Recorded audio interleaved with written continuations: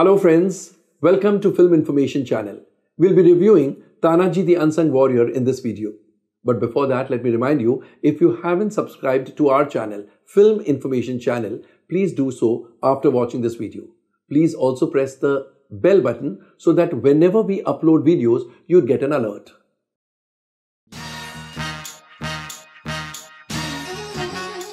Friends, as you all know, Tanhaji the Unsung Warrior, a historical drama set in the 17th century, has released today. It stars Ajay Devgan as Tanhaji Malusare, Kajol as his wife Savitri, and Saif Ali Khan as Uday Bhan. The story, as I mentioned, is set in the 17th century when the Marathas wanted to gain control over the Kondhana region. Kondhana region fell in southern India and it had been taken away by the Mughals. Now the Mughals are now keen to get control over the whole of India, and therefore Shivaji Maharaj is very tensed and he is aware that it's now time for war. The Mughals have deployed their trusted lieutenant Uday Bhan, who works for the Mughals, that is Saif Ali Khan, and he is going to lead the battle. Shivaji, of course, is very tensed about this battle, impending battle, but he doesn't want to tell about this battle to Tanhaji, who is his favorite. That's because Tanhaji's little son is due to get married. And Shivaji is aware that if Tanhaji were to know that this battle is going to start anytime soon, he would leave his son's wedding but come for the battle. And that Shivaji doesn't want to happen. But somehow Tanhaji gets to know that a battle is in the offing and he does exactly what was feared. He puts his son's wedding on hold and he goes to Shivaji and he says, I will fight this battle and I will get Kondhana region back for the Marathas. So this film, the crux of this film is this battle between Tanhaji and Uday Bhan, that is between Ajay Devgan and Saif Ali Khan. Now let's discuss the script. In short, the story, screenplay and dialogues. The story has been penned by Om Raut and it is a historical based on actual incidents. Of course, it has been fictionalized, cinematic liberties have been taken, but more or less it's the story of incidents that transpired when Tanhaji went to gain control over Kondhana region, which was with the Mughals. In the first half, the story is quite interesting, but it does not consume the audience completely. The pace picks up in the second half, especially in the latter part of the second half. That part is the best part of the film. But the connect and the patriotic flavor that ought to have come out of such a story is not coming out to the fullest. Now let's talk about the screenplay. Prakash Kapadia and Om Raut have written the screenplay, and the screenplay also is found lacking in the first half. It's not a completely lost case, of course, in the first half. There are interesting moments, but it does not really capture the audience's attention and imagination completely. In the sense, it does not involve the audience as if the drama were unfolding in front of the audience's eyes. Again, it lacks in patriotic fervor, patriotic flavor. The second half, the screenplay is far better, but again, in the latter part of the second half. If we were to talk about the pillars of a commercial entertainer, what are they? Drama, this film has. Emotions, this film lacks. Romance, it's almost absent. Comedy, it's almost absent. So, a couple of ingredients of a commercial entertainer are absent in this film. Of course, it's a war film, it's a period drama, but an intelligent writer would have interwoven these ingredients somehow or the other. After all, it's not an exactly true account of what transpired during the battle between Uday Bhan and Tanhaji. So, if cinematic liberties have been taken, cinematic liberties could have been taken to include these ingredients. That is the drawback of the writing. Prakash Kapadia's dialogues are good, but not as punch-packed as they ought to have been. Of course, there are 3 or 4 dialogues where the audience would feel like clapping and maybe you'd hear a thunderous round of applause in the cinemas. But for a film like this, there should have been at least 15 to 20 such dialogues where the people would whistle and clap in glee. That is missing. Coming to the performances, Ajay Devgan, as always, has done a fine job. He has looked very good and he underplays beautifully. In the action scenes, of course, he comes alive. He speaks through his eyes and his performance, of course, is very good.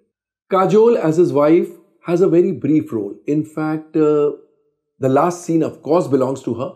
Otherwise, she has got limited scope. but she's such a fine actress. Whatever she does it so splendidly. In the last scene, she could make the audience cry by sheer dint of her performance. She's so fantastic in that scene. Saif Ali Khan as Uday Bhan is very good, very natural, and yes, his performance could evoke a bit of laughter.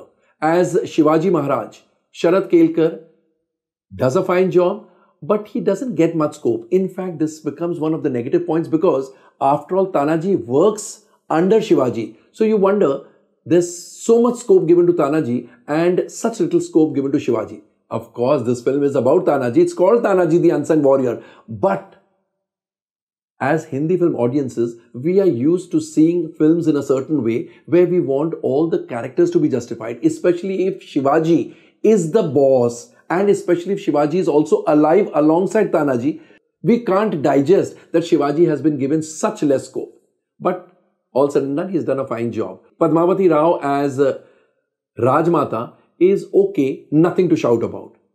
Ajinkya Dev, he plays the antagonist within the Marathas, and how one wishes he had a longer role, a more substantive role, because that would have increased the drama between Ajay Devgan and Ajinkya Dev.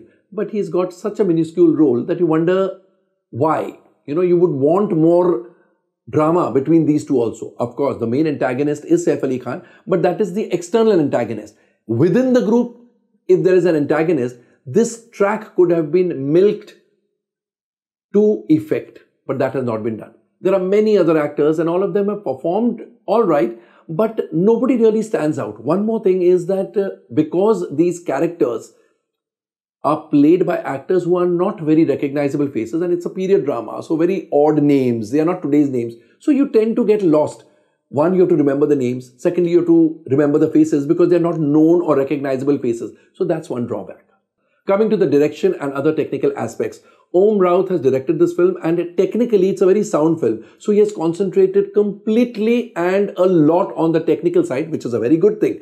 It's in 3D and the 3D is also very interesting. But he seems to have fallen short in the content department, in the sense the drama lacks in patriotic feelings, patriotic fervor, patriotic flavor, and otherwise also it doesn't appear like a wholesome entertainer.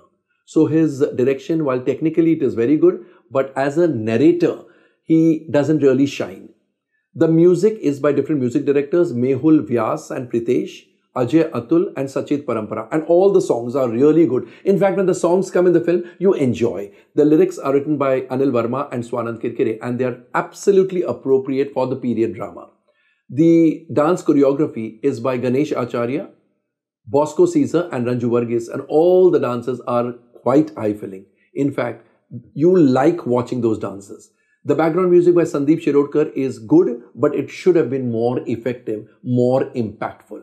Cinematography is by Kiko Nakahara and must say he's done a fabulous job. In fact, the canvas is big, the battle scenes, a lot of scenes are shot in the dark, so dim lighting scenes, all of them have been captured beautifully in the camera, plus the actors have looked nice, the locations have been captured well. The action scenes have been choreographed by Ramazan Bulut and R.P. Yadav and they have done a good job, and the designing has been done by Bullet Action Design of Germany.